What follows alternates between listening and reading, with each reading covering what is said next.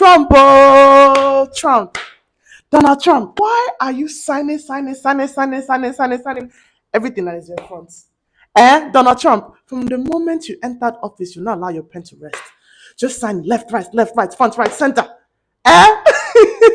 Leave the pen alone. Hi, everyone, and welcome to Conversations with Chichi, your front row seat to all things Africa and the diaspora. Today, we need to talk about Executive Order 14161, a sweeping new travel ban signed by President Donald Trump on June 4th, 2025. While it's being framed as a national security measure, its impact is deeply personal and far reaching. Travel to the U.S. has been fully restricted for citizens from Chad, Sudan, Libya, Eritrea, the Republic of Congo, Somalia, and Equatorial Guinea. Partial restrictions have also been placed on nationals from Burundi, Togo, and Sierra Leone. These new travel rules have sent shockwaves through immigrant communities all around the world. For students from affected countries, this could mean the end of their dreams to study in the US. Not to mention, those already enrolled may risk losing everything if they decide to travel home and cannot return. Families are being torn apart, unable to reunite for graduations, weddings, or simple moments of connection. Professionals, artists, and entrepreneurs will also feel the weight,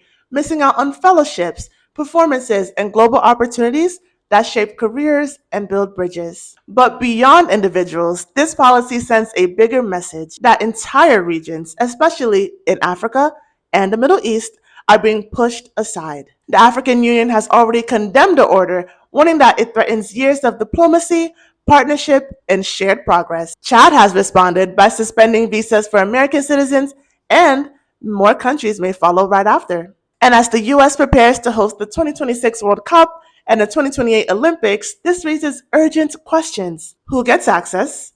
Whose stories are welcome? And what kind of world are we building together? So, yes, tell me, what are your thoughts? What are your feelings? Please share all of that in the comments down below and follow to stay updated on the stories, shifts, and standouts shaping Africa and the diaspora, from breakthroughs to breaking news. Hi again, my name is Chichi, and this is another conversation. See you next time. Bye, everyone.